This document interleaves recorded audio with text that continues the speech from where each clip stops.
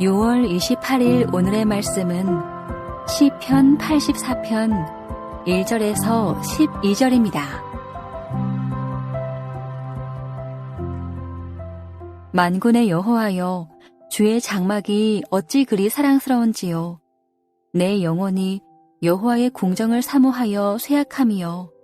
내 마음과 육체가 살아계시는 하나님께 부르짖나이다.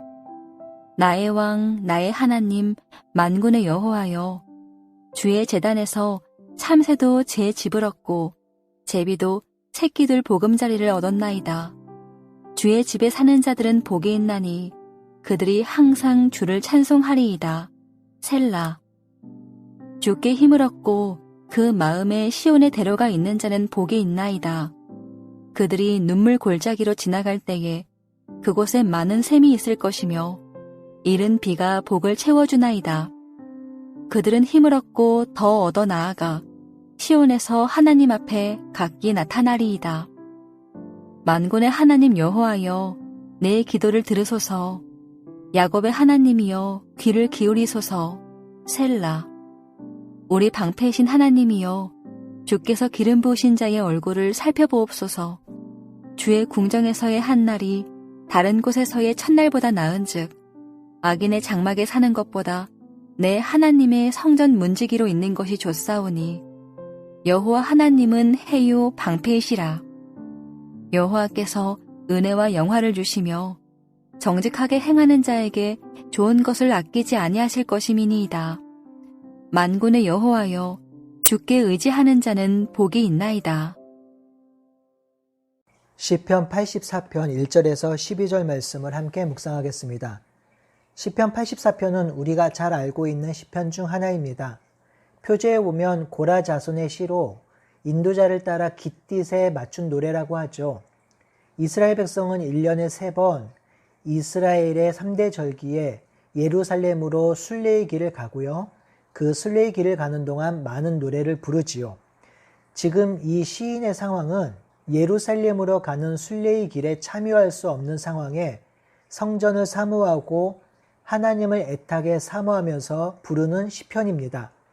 이 시편은 시편 42편의 상황과 비슷합니다.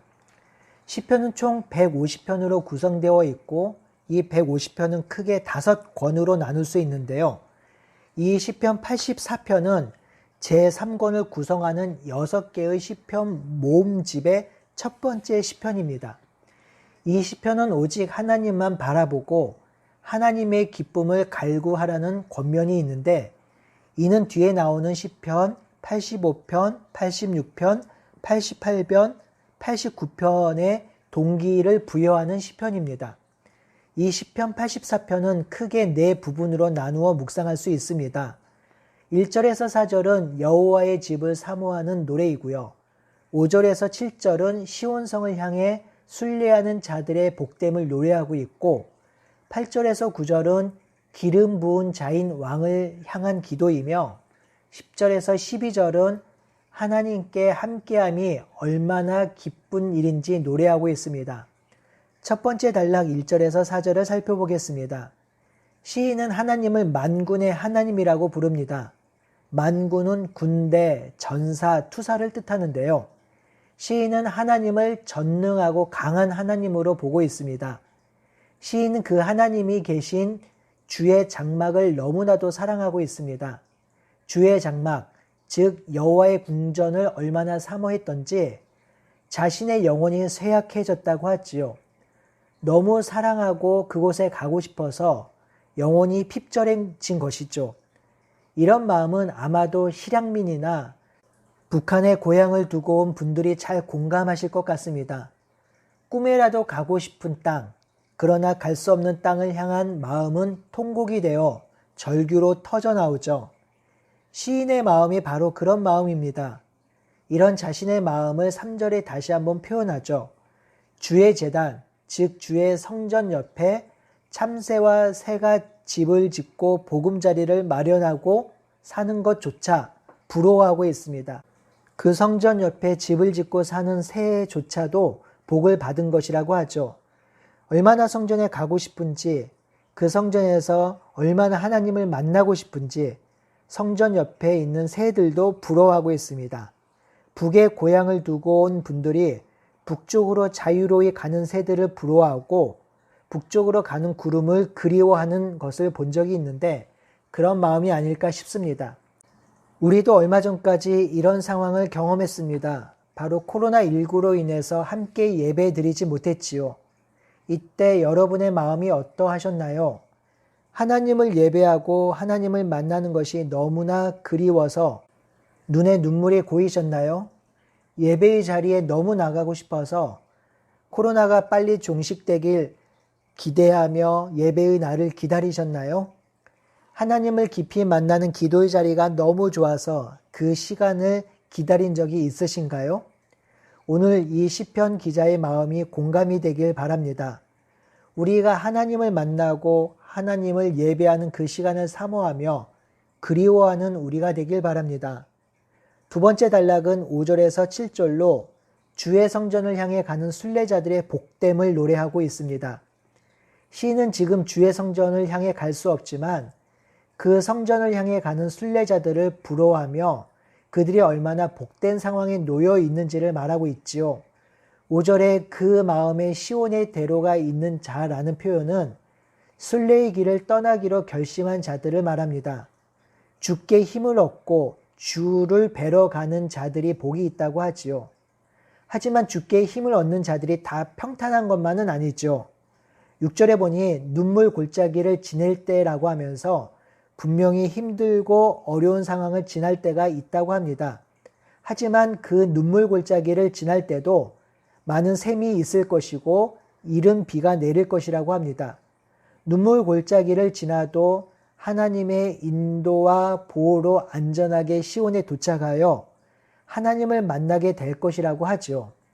이 시인의 마음이 담긴 노래가 꽃들도라는 찬양일 것입니다. 이 아침에 이 꽃들도라는 찬양을 부르시고 위로를 누리면 좋겠습니다. 세 번째 단락은 8절에서 9절로 기름 부은 자인 왕을 향한 기도입니다. 시인은 하나님을 세 번이나 다른 표현으로 부르며 기도합니다. 만군의 하나님, 여호와의 하나님, 우리의 방패이신 이라고 부르지요. 우리가 하나님을 부를 때 보통 자신의 상황에 비추어서 하나님을 부릅니다. 아픈 상황에 놓이면 치료의 하나님, 평안이 없을 때는 위로의 하나님, 힘이 쇠약해졌을 때 능력의 하나님, 이렇게 하나님을 부르며 나가지요. 이렇게 만군의 하나님, 야곱의 하나님, 우리의 방패이신 하나님이라고 이스라엘의 왕을 위해서 기도하는 이유는 하나님께서 예루살렘의 왕에게 힘과 권능을 주셔야 예루살렘이 회복되고 시인이 다시 성전 봉사자로 복귀할 수 있기 때문입니다. 만약 이 시편이 아수르의 침략을 배경으로 한다면 이 왕을 향한 기도에서 왕은 히스기야가 될 것입니다. 네 번째 단락은 10절에서 12절로 하나님께 함께함이 얼마나 기쁜지를 노래하고 있지요. 지금 시인은 예루살렘과 그 성전에 갈 수 없는 처지입니다. 그런 상황에서 과거를 회상하며 주의 성전에서 예배하고 제사하는 일이 얼마나 복되고 기쁜 일이었는지를 노래합니다. 또한 시인은 놀라운 시적 표현과 비유법으로 그 마음을 드러내고 있습니다. 주의 궁정에서의 한 날이 다른 곳에서의 첫날보다 낫다고 하지요.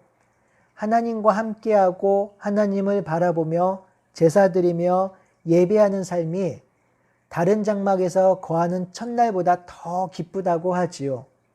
또한 악인의 장막에서 사는 것보다 하나님의 성전 문지기로 있는 것이 좋다고 합니다. 그 이유를 11절에 기록해 주고 있는데요. 하나님은 해요, 방패시고 은혜와 평화를 주시고 정직하게 행하는 자에게 좋은 것을 아끼지 않고 주시기 때문입니다. 그래서 시인은 그 성전의 문지기로 있는 것으로도 만족하고 기쁘다고 고백한 것이죠. 저는 이 시인의 고백이 너무 좋았습니다. 그래서 제 기억에 1996년도에 한메일로 메일 계정을 처음 만들 때에 저의 닉네임을 문지기라고 했는데요. 지금도 한메일의 닉네임이 문지기입니다. 아마도 제 메일을 받으신 분들이 왜 문지기일까 싶은 성도님들이 계실 텐데요. 그 문지기가 이 본문에서 나왔습니다. 이 땅의 부귀영화를 누리는 세상에서 첫날을 사는 것보다 하나님 나라의 문지기로 하루만 살아도 감사하고 좋다고 생각해서 문지기로 닉네임을 만들었지요. 그 마음은 지금도 변함이 없습니다. 지금 이 땅을 살면서 하나님 나라 안에 살아가니 그래도 이렇게 살아갑니다. 하나님의 인도를 받으며 힘들고 어려울 때 위로를 누리고 무엇보다 삶의 소망을 깨닫고 살아가니 어려운 가운데서도 기쁘지요. 이 땅에 임한 하나님의 나라를 사는 것이 이리도 좋은 일이거든 이 땅에 임할 완전한 하나님의 나라는 얼마나 좋을까요? 그 나라는 삼위 하나님이 왕이시며 그 하나님이 다스리는 나라이니까요. 시인의 고백대로 하나님이 지켜주시고 은혜를 주시고 영화를 주시고 정직하게 행하는 자에게 좋은 것을 풍성히 주시는 나라이니까요. 그렇게 좋은 곳이라면 저는 문지기로만 있어도 행복할 것이라는 생각을 합니다. 그 나라는 높고 낮음이 없는 나라이지만 만약에 있다 해도 저는 높은 자리에 앉지 않아도 하나님 나라 문지기로만 살아도 좋을 것 같습니다. 이 사실을 진실로 믿고 깨닫는 시인이 12절의 성도로서 가장 아름다운 고백을 하지요. 주께 의지하는 자는 복이 있다고 합니다. 세상의 복이 무엇일까요? 어떤 복이 진짜 복일까요? 어떤 복을 누리고 살아야 할까요? 바로 하나님을 의지하며 사는 것입니다. 하나님을 의지하는 것이 복이지요. 하나님 앞에 나아가는 것이 복이지요. 하나님과 함께 사는 것이 복이지요. 왜요? 우리가 그렇게 창조되었기 때문입니다. 물고기는 물이 있어야 복이고 새는 하늘이 있어야 복이고 들짐승은 산이 있어야 복이지요. 성도는 하나님이 계셔야 복입니다. 하나님과 함께 사는 것이 복입니다. 그렇게 창조되었으니까요.